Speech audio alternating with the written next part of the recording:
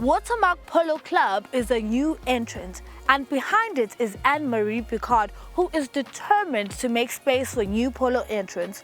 I think we should hear from her.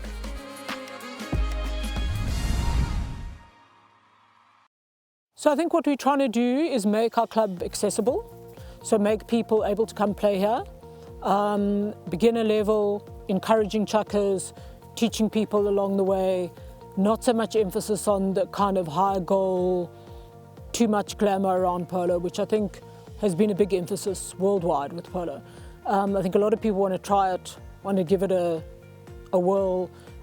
We try and make it friendly for them, make it safe for them. Big thing for us. We don't want people to fall off, to get hurt.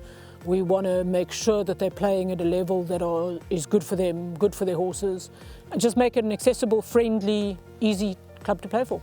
So it was a deliberate decision to try and keep the club more accessible and maybe slightly lower goal.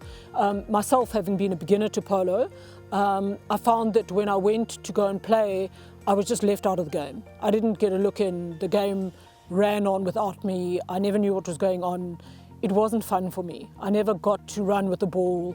I never got a chance to play because the other guys were all there to prove what they could do on the field. It wasn't about encouraging me to learn to play polo. It was about what can I do to show myself off.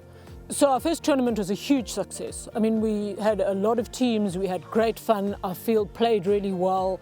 I think people were extremely happy with what we offered.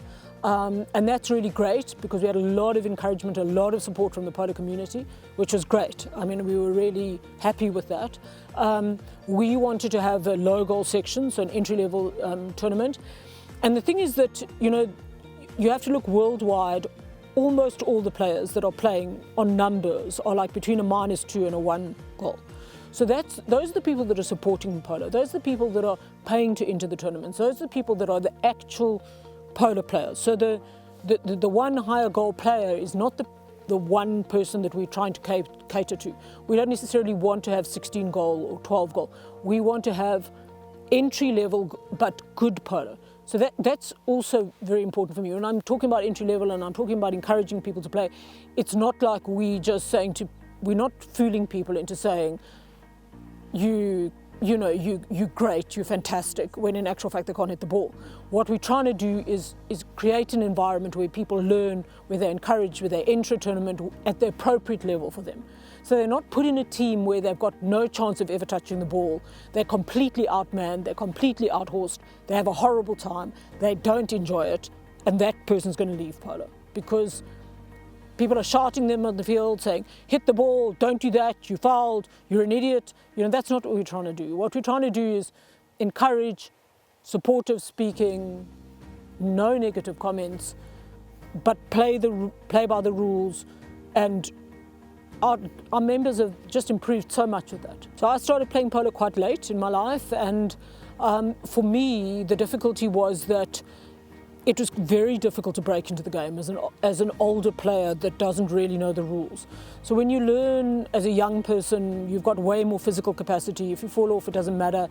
You're much more attentive. Your parents pay for you to play, so it's much less money and commitment that you have to put out of your own pocket. So the young guys and girls that are starting, they kind of get an easy leg up, whereas you're an older person, you have to pay for your own horses, the horses get sick, you have to pay for the vet. It's a big commitment to a sport. It's not just a sport like squash or tennis where you pick up your racket and if you don't feel like playing for a couple of weeks, you just leave it. You have to make a commitment to the horses you own, you have to make a commitment to spending the weekend at a tournament if you're going to play there.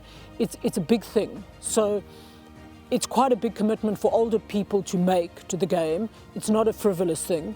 And I think there are these much younger players that are higher goal that just outshine everyone else who wants to get in and get a chance and learn the rules and get to have a run on the field and build their confidence. And that's a big thing. If you learn to ride when you're older, it's much more difficult than learning to ride when you're a young person, for sure. So if you learn that as a young person, you have a huge leg up. And what we're trying to do at Watermark is say to people, we want you to play with us, even if you've never ridden before, even if you're a complete novice. It doesn't matter if you can't hit the ball.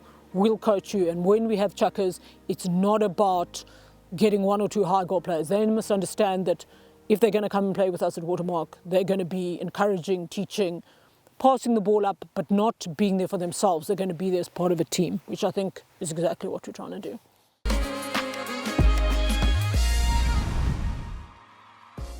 Now that's all for this month. Remember, new episodes premiere on the last Wednesday of every month at 7 p.m. on SuperSports Variety 2. Now to keep updated, please follow our Instagram account, polo_in.africa. Till next time, bye-bye.